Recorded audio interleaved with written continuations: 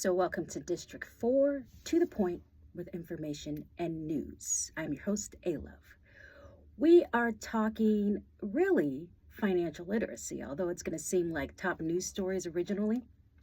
But we're really going to talk about the Sean Puffy Combs. We're going to talk about the future of hip hop, and we're going to talk about how these people are actually institutions and contribute to where hip hop was going. So what do you do when you put those people away? When they no longer can do their work? What happens to the future of what they helped to build? And I mean they as if to say, even Russell Simmons has come up, he was the founder, according to most legends, of how to make his hip hop life an institution. He was the first, and a lot of them afterwards followed suit. But even Russell Simmons lately has been in some trouble. And we're all talking about legal and financial. All of these things take time and money. Not just time in prison or in jail if they end up going, but just time and money. And both of those things are taken away from the institution of hip hop. Let's be realistic. How many more can we see retire, like Jay-Z, and go into some other business, or just touch the music industry every now and again, or get in some serious trouble as Puffy Combs is facing? But what a lot of people forget about Puffy Combs, and or at least try to not comprehend when he's in trouble, is that he was such a large part of the institution we call hip hop. The institution meaning the business. Because let's talk about it. The show is the first part, but behind the show is business. Show business. That's what it is. So we're going to talk about that. We're going to talk about that because I think it needs to be touched on, because somebody that large, not talking about all of the things that come along with his personal life. I'm talking about when somebody that large gets exposed in this type of way. But he was such a foundation for a business.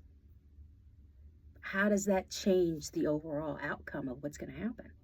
So we have to talk about our future, because the main ones we have, even if you go to Death Row Records, jail, right? He's in prison now. The founder of Death Row. We're talking about even back in Murder Inc., we had tax trouble, which kills that business. So there were a lot of things, and this is not to say that people don't bounce back or people don't come back from, but once you topple the kings, sort of, for lack of a better description, how does that change the entire chess game, right? If you start chasing the king, how does that change the chess game, right? At the end, because the whole point is to get the king. Okay, so let's talk a little bit about what's going on. Let's back it up a little bit. Now we have what we call the Moguls, right? The Moguls that were running this industry, this business. And behind every deal that was going on for at least the last decade, one of their names was in there. Whether they were investing and giving money, whether they were discovering talent, whether they were helping to finance a venture, an aspiration, an inspiration, the clothing line, or something else out to help build the overall brand. They were also building the business. They were also springboarding to make this larger.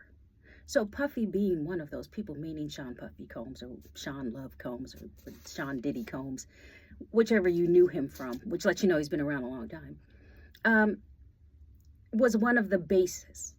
I hate to say that everyone originally that didn't know the inside stuff really just thought he was just a really good guy.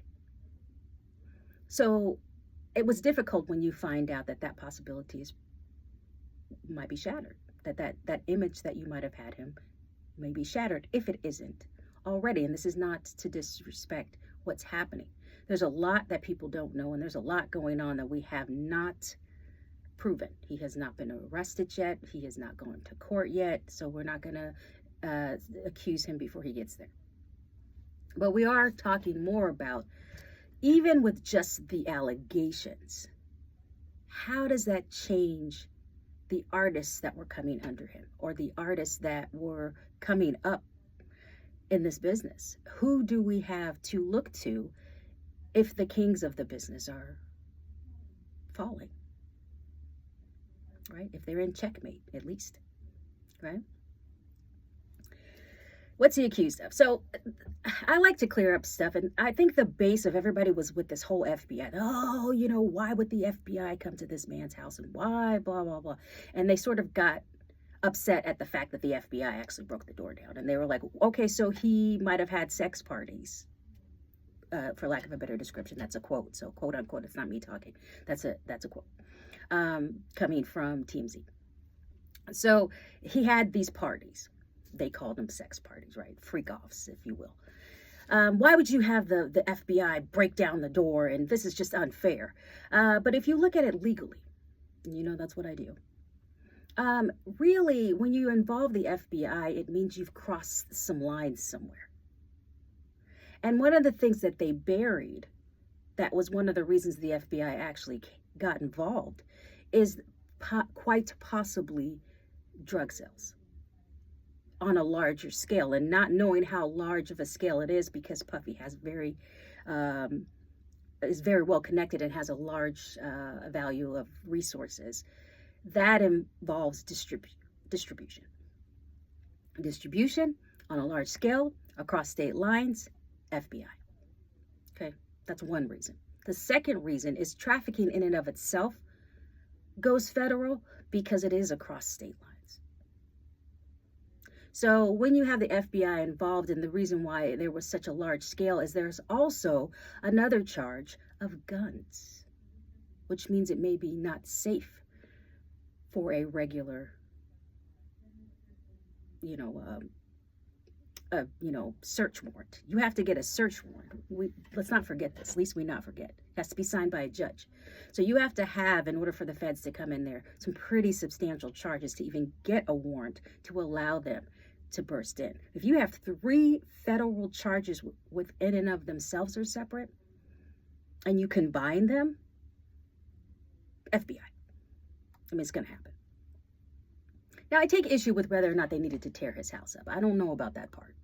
I'm not sure if I would say that you would have needed to be to that extent. But if you're looking for drugs, you're looking for videotapes, you're looking for weapons, it's more people, a larger scale, and tanks and so forth on these properties. And they had to do it all at once because they needed to seize. So if you don't seize, if you're looking to seize something, it's going to happen at the same time, so that there's no chance to remove things or notification, so that you can get a chance to clean things up. They wanted to do it so that element of surprise was there. So I guess that legally speaking, it made sense.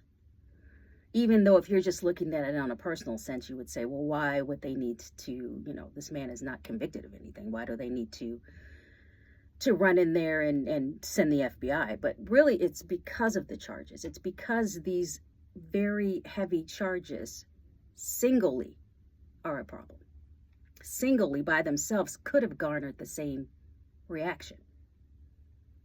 But they were put together. And so that makes it, a little bit more, the force less excessive, more according to the FBI needed for the time. Okay, whether you believe that or not, it was perfectly legal. You cannot just get search warrants and you're the feds for just any charges. It has to be something that requires their division to be there. So that's the first part. Second part about that is the more, I don't want to say they're minor allegations, but the springboard allegation came from this ex-girlfriend. Her name was Cassie. The springboard allegation actually, legally speaking, could have been settled before it got to the public. So this is when people were addressing it as if to say his ego might have gotten him in trouble. haughtiness comes before a fall, right? Some people might say. This is not my words, by the way. This is rumored, speculations that people are saying, and I'm just addressing them in a legal sense. So don't kill the messenger. But they were saying that his ego basically got him in trouble because he could have settled with her before it became this big public display. He had that little moment there where he could have been like, you know what? Let me just, not do this. Let me just not flex at this particular moment, flex for lack of a better description. And let me just, make sure this is taken care of behind closed doors. And he chose to do it publicly, which opened him up for public scrutiny of what was happening, public scrutiny of the paperwork, public scrutiny of the person and the credibility of each person. And that means you have to search. Once you start looking for the credibility of the person, you start looking for somebody, something, and it's something there to find, they're going to find it. And that's kind of how and why a lot of public people keep their stuff, behind closed doors. They may make everything else public, but the actual legal parts of it, the actual legal deal itself, they keep sealed, or what is called sealed. Okay, but that didn't happen here. So since that didn't happen, he wanted to challenge her publicly because she was coming at him publicly. You have the springboard, and then every other person felt brave enough to come forward after that. So not to revisit that, but only to say, okay, now we're here. Now we're here, and we've got these founders. We've got the future of hip hop goes where? Where do we go when the kings are down? We have to ask ourselves that question. Does this continue in the same way? Who do we look to? And that's some questions that we have yet to answer, because we still have the pieces in place, right? We still have Puffy there. We still have, Russell Simmons there. We still have, a possibility that Murder Inc. may even go into television and film as a leader, because that's what they're doing now, for the most part. So I just posed the question. I really didn't want to make this video super long. I really didn't want to go into way depth or detail, but I wanted to say we are here now. We need to look at what's happening, because we have to remember, at the end of the day, people that make decisions aren't talking. They're not talking, not necessarily. I mean, it could be somewhat, okay, maybe I'm guilty. I shouldn't have been at these parties. But you have to remember, these parties didn't get to that level that we're talking about, that level where we're talking about his personal business, him meaning Puffy, until after the original party. So you could have very well attended the party and not did anything after that, participated in whatever alleged misdeeds, for lack of a better term, were happening afterwards. So it wouldn't mute you. It wouldn't make you silent necessarily. It could, but it most likely no. But if you are a business person and you are associated with a business person that has legal trouble, and you don't know the outcome yet, you don't know what's going to happen, you don't know how this is going to affect any future business ventures you may have with this person, or anything that you have in the works currently, you're going to be quiet. There's nothing to say yet. That's purely, in my opinion, business purposes. People aren't not talking. You have not one person coming out to support Sean Puffy Combs. But there's nothing to not support or support if you're looking at it from a business perspective. You don't say anything because there's nothing to say yet. You have to wait.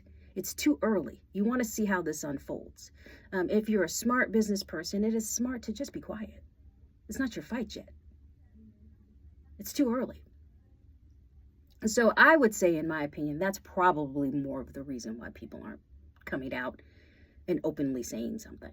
It's not even necessarily one way or the other, as much as it is that I just want to see where this is going to go. And then I'll say my piece. Because a lot of those associates Puffy had were business partners. Not necessarily partners, but business people. They were interested in developing the institution that they were working for. And some may say that's cold, but that's life. Sometimes you meet people and you hang with people and you spend time with people, and most of your relationship with them is from work. This is not a bad thing. This is just how business is run. So I heard that at some point, a couple of times, that people were like, oh, nobody's talking.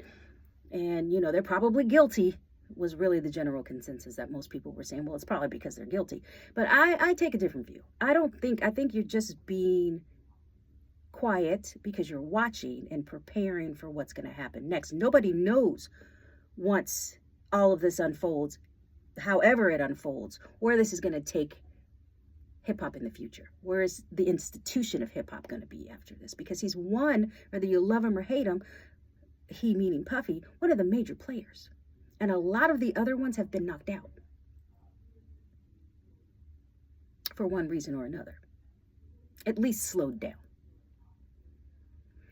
Something to think about, right? You know I'm going to say something. Think about that. I usually cover business, finances, all of these things. So this is where I take my stance from. I take it from that point of view. I realize and recognize that Puffy is not just an individual, but he's an institution, and he's connected to a very serious business. And he was one of the foundations of that business. So you can't just recognize that some people are like, he's just going to jail. It's just going to happen. That may not necessarily happen. Let's keep that in mind. Let's keep it in mind depending upon the level of exposure, the level of business dealings, the level of, ability to disassociate. So you have to look at that in a business perspective. And then the only answer from that, if you're a good business person, is to wait. So I say that, just to emphasize the point that a lot of people were thinking people were just guilty. And, I'm not negating that. That could be true. But it's only part of the story. All right, we'll see where this goes. I'll follow it and kind of keep track of it. Make sure you like, comment, and subscribe. Make sure you listen to our lives. We can go live now, so we're going to be going live shortly. Check out my TikTok, our TikToks, because, A-Rod also has a TikTok. And thank you for those of you that have been being supportive of the channel, revisiting the channel, going back. It's a little bit hard to find. I keep hearing that, like, where is it at? I get it. Okay, so we're going to just keep circulating it until everybody gets a chance to find it. And same thing with TikTok. So thank you so much. Mwah. And I will see you guys next time.